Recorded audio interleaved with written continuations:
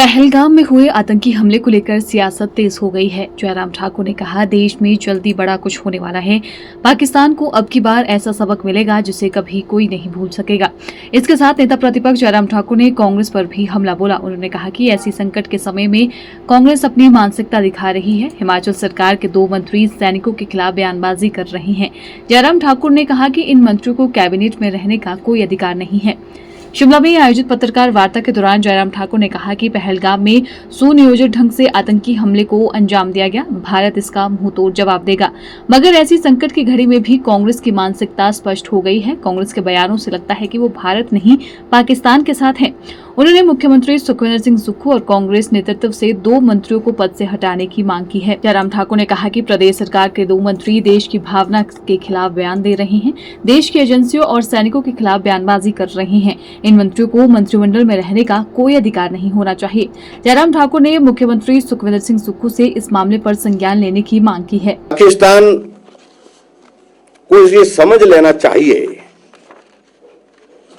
चाहे वो 1965 की वॉर जिसमें उन्होंने एक साजिश की थी, षड्यंत्र किया था, उस वक्त भी मुंह की खानी पड़ी और उस वक्त भी पाकिस्तान बुरी तरह से हारा और हमारी भारत की सेना लाहौर के करीब पहुंच गई थी।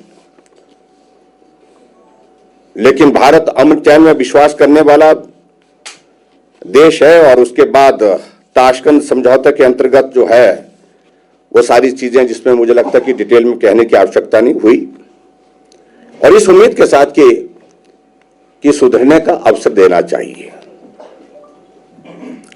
और उसके बाद दूसरी घटना 1971 में,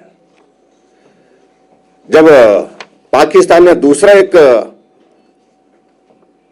षड्यंत्र किया और उसका परिणाम उनको भुगतना पड़ा। पाकिस्तान के 2 टुकड़े हुए और बांग्लादेश उस वक्त बना। इस बात को भी उनको ध्यान में रखना चाहिए। और उसी तरह से आगे बढ़कर के मैं ये भी कहना चाहूंगा कि 1999 में कारगिल की चोटी पर घुसपैठ करके वहां पर एक और साजिश की थी, जिसका भी भारत की सरकार ने, उस वक्त हमारे देश के यशस्वी प्रधानमंत्री अटल बिहारी वाजपेयी जी ने मुंह तोड़ जवाब दिया था। मैं सारी चीज को लेकर इसलिए कह रहा हूं कि भारत के साथ पाकिस्तान ने जब भी प्रयत्न किया इस प्रकार से षड्यंत्र करने का, तो उसको मुंह की खानी पड़ी है। और मित्रों,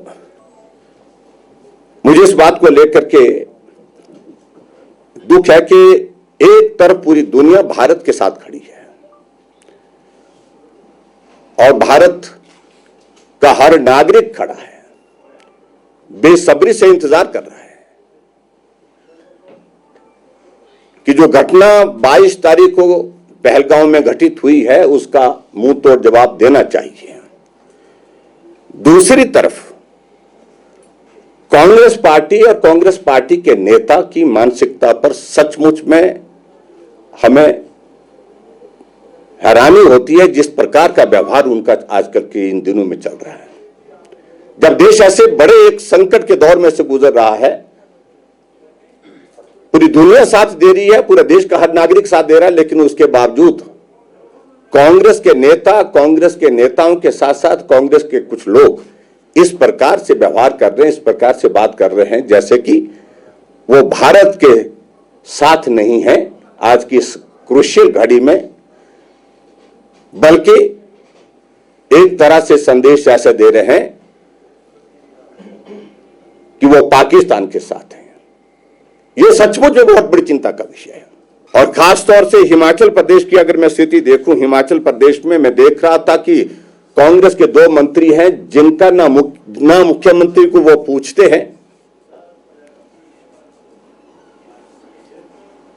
और ना मुख्यमंत्री उनको पूछने की स्थिति में है। एक मंत्री जो है वो, जिनका इस देश के साथ, देश की संस्कृति के साथ, देश के सैनिकों के साथ जिस प्रकार से अपनी भावनाएं व्यक्त करनी थी, जो लोगों की मृत्यु हुई है उनके साथ भावनाएं व्यक्त करनी थी, वो आखिरकार क्या किया जा रहे हैं? और क्या ऐसे मंत्री को हिमाचल प्रदेश के मंत्रिमंडल में रहने का अधिकार है?